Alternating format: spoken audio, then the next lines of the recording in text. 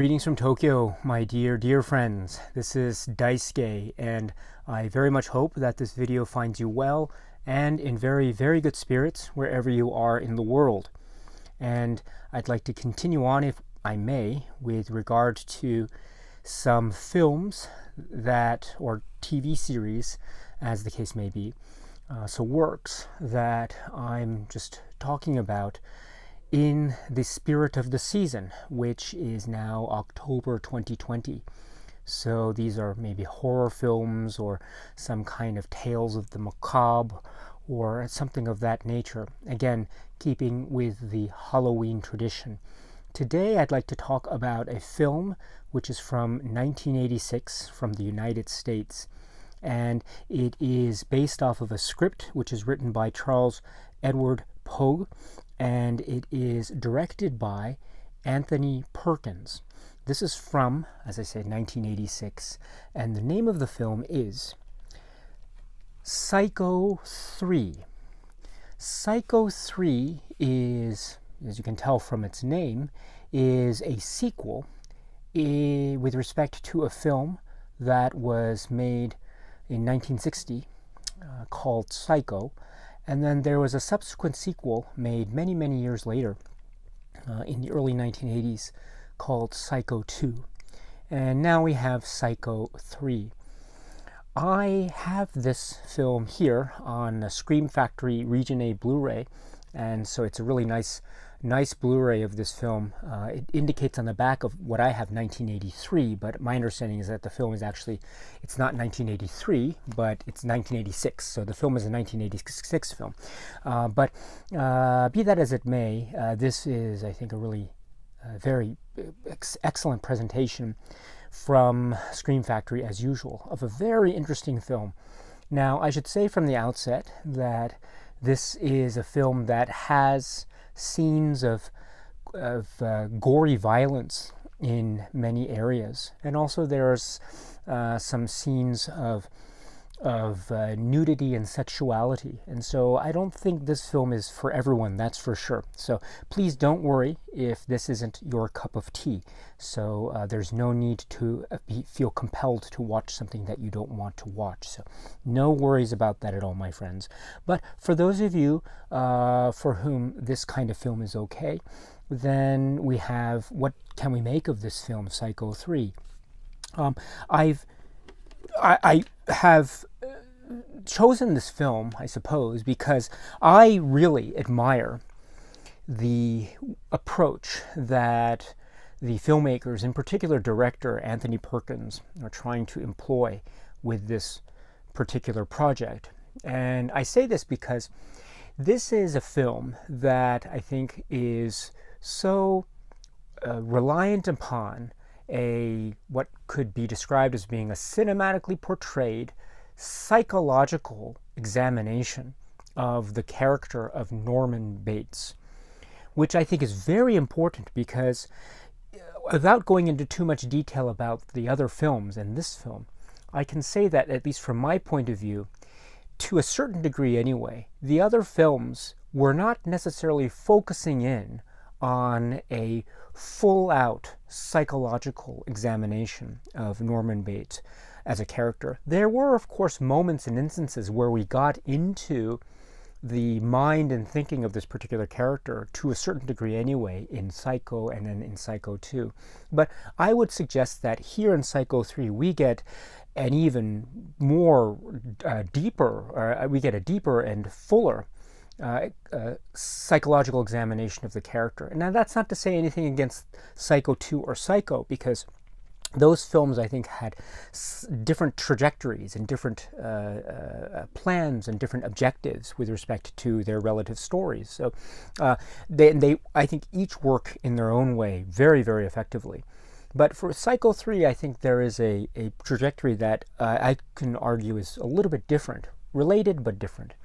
And so this film, I think, allows for, therefore, a almost surreal presentation in cinematic terms of this psychological examination of this character, Norman Bates. And what I mean by that is we have scenes, of course, of a story playing out. The Bates Motel, there are certain murders being committed, and sometimes they are quite graphically depicted on screen. But this is all linked into the examination, the very, very key examination of Norman Bates and how he views the world and how he is trying to come to grips with certain issues in his particular life, in his particular situation. And therefore, we see the psychological struggles, if you will, and the real struggle between the various forces, the psychological forces that are involved quite directly with the character of Norman Bates. And so we see this psychological struggle play itself out cinematically in filmic terms on screen. And my goodness, I think the effects of these scenes are quite spectacular. There are some moments where scenes turn into different rooms, different places in time and space in a single camera movement. Or there are moments where the music and the image are in tandem with each other, such that there is a real aesthetically pleasing blend between the two. There's a particular way that the Carter Burwell music, which is fantastic, by the way, really lends itself nicely to a particular scene where the camera glides as we have a close-up of Norman Bates's face as he's going to some point in the film. And it's quite a key moment in the film as well. And there is a way that Norman Bates' face registers curiosity, bewilderment, almost happiness. At the same time, the music has a really nice, almost quirky, creaky sort of build-up to it that is really apropos. The Carter Burwell music is one of the strengths of this film, I think. And this also means that there are instances in this film of real, I think, cinematic flourish.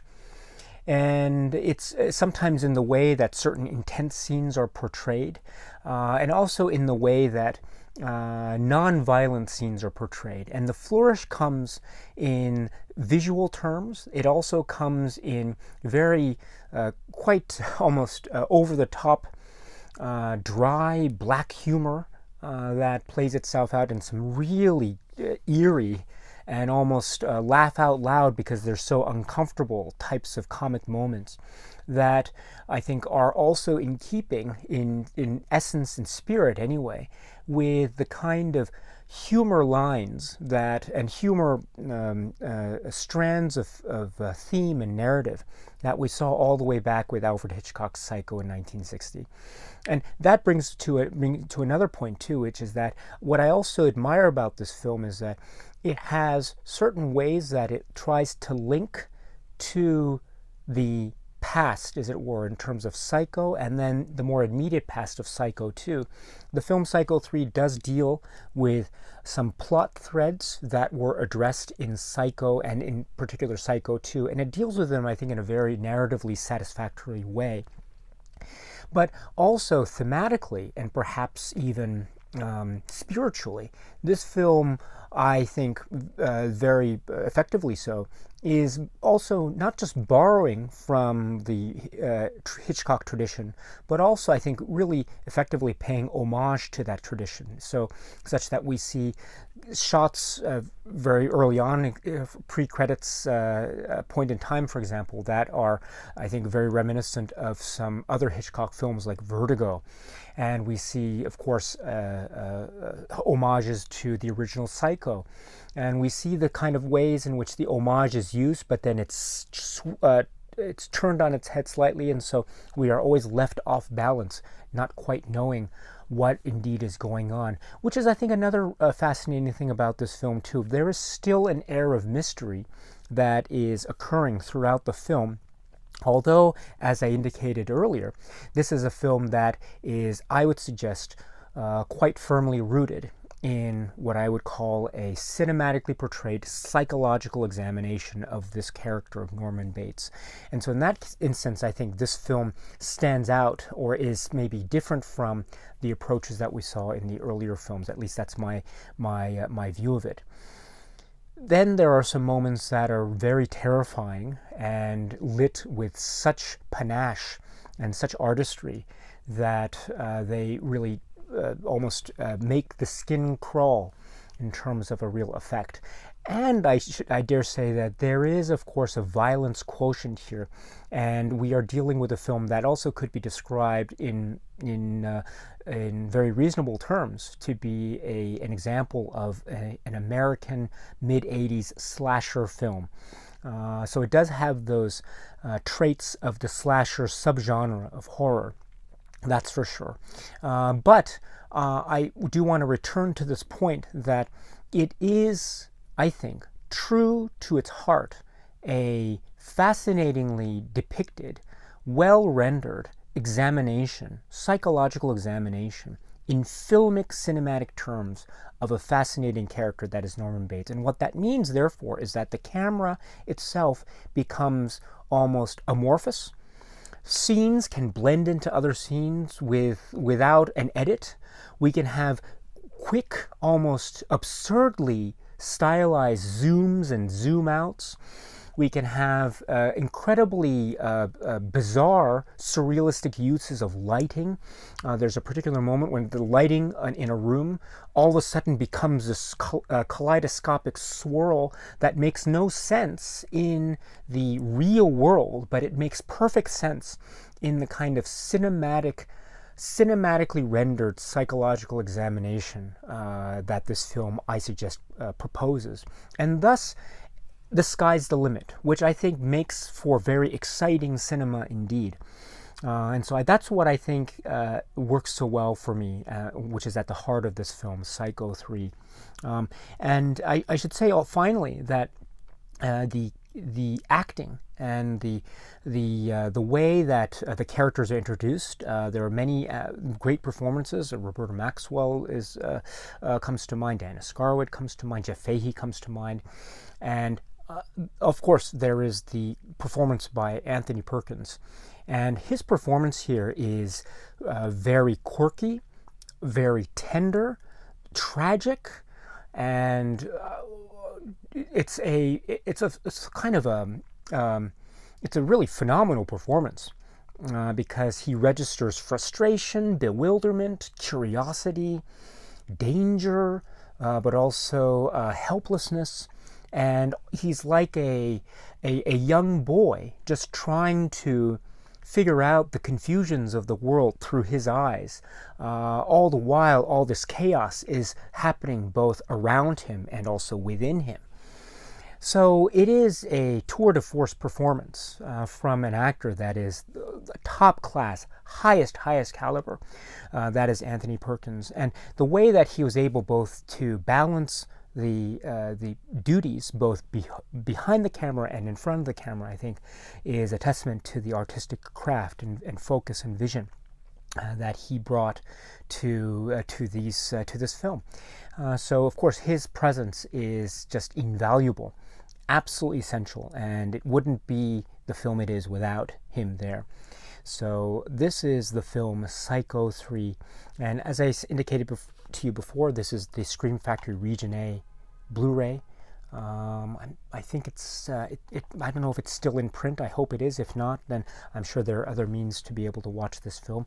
I should emphasize again, it is violent. There are some scenes of sex and nudity to a certain degree anyway, and so please be wary of that and don't feel like you have to watch it if that's not the kind of film that you really are into. But if that sort of stuff is okay, I think this is you're in for a really fascinating, cinematically rendered exploration into the character that is played by Anthony Perkins. This is the film Psycho 3.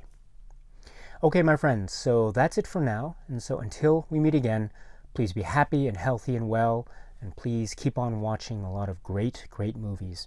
Thank you once again for your time, my dear friends, and cheers.